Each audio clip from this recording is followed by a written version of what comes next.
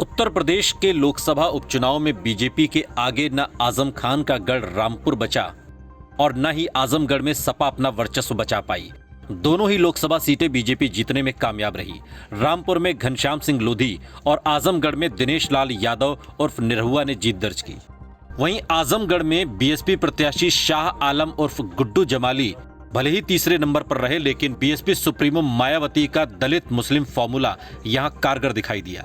मायावती ने इस सियासी प्रयोग को लेकर आगे भी चलने के संकेत दे दिए हैं, जो कि समाजवादी पार्टी के अखिलेश यादव के लिए भविष्य की राहें कठिन कर सकता है। आज के इस वीडियो में हम आपको बताएंगे कि कैसे आजमगढ़ का चुनाव हारकर भी मायावती बाजीगर साबित हुई। रामपुर लोकसभा सीट पर मायावती ने अपना प्रत्याशी नहीं उतारा था, जबकि आजमगढ़ सीट पर बीएसपी ने गुड्डू जमाली को कैंडिडेट बनाया था। आजमगढ़ में बीजेपी प्रत्याशी दिनेश लाल यादव उर्फ निरहुआ को 3,12,768 वोट मिले हैं। समाजवादी पार्टी के धर्मेंद्र यादव को 3,04,089 वोट मिले, तो बीएसपी के गुड्डू जमाली को 2,66,210 वोट मिले। बीजेपी 8,679 वोट से जीत दर्ज करने में जरूर कामयाब रही, लेकिन आजमगढ़ की हार ने समाजवादी पार्टी को टेंशन में डाल दिया है, तो बीएसपी अपने पुराने जनाधार को वापस पाने से खुश है। आजमगढ़ जिले में तो 10 विधानसभा सीटें आती हैं, लेकिन लोकसभा क्षेत्र में 5 सीटें आती हैं। गोपालपुर, सगड़ी, मुबारकपुर, आजमगढ़ सदर और मेहनगर विधानसभा इस लोकसभा क्षेत्र में आती हैं। इन सभी सीटों पर समाजवादी पार्टी के विधायक हैं। 2022 के चुनाव में इन 5 सीटों पर सपा को 4,35,000, तो बीजेपी को 3,30,000 और बीएसपी को 2,24,000 मत मिले थे।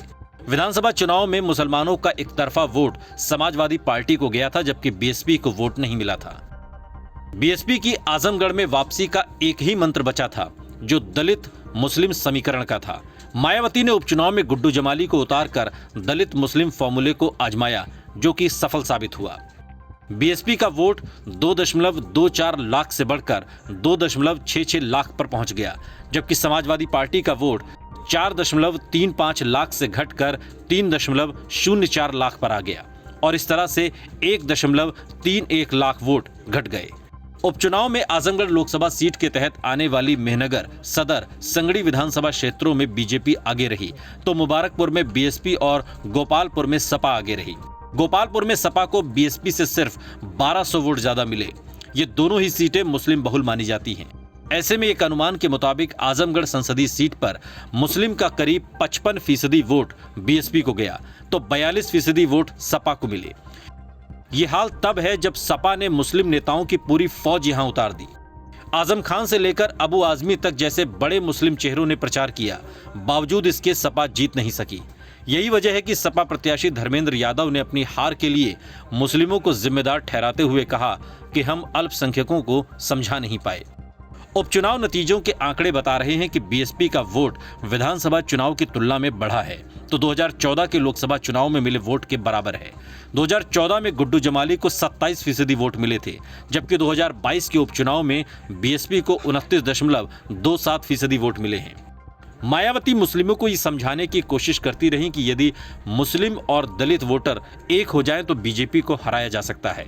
विधानसभा चुनाव में मिली हार से ही मायावती लगातार दलित मुस्लिम पर फोकस कर रही हैं।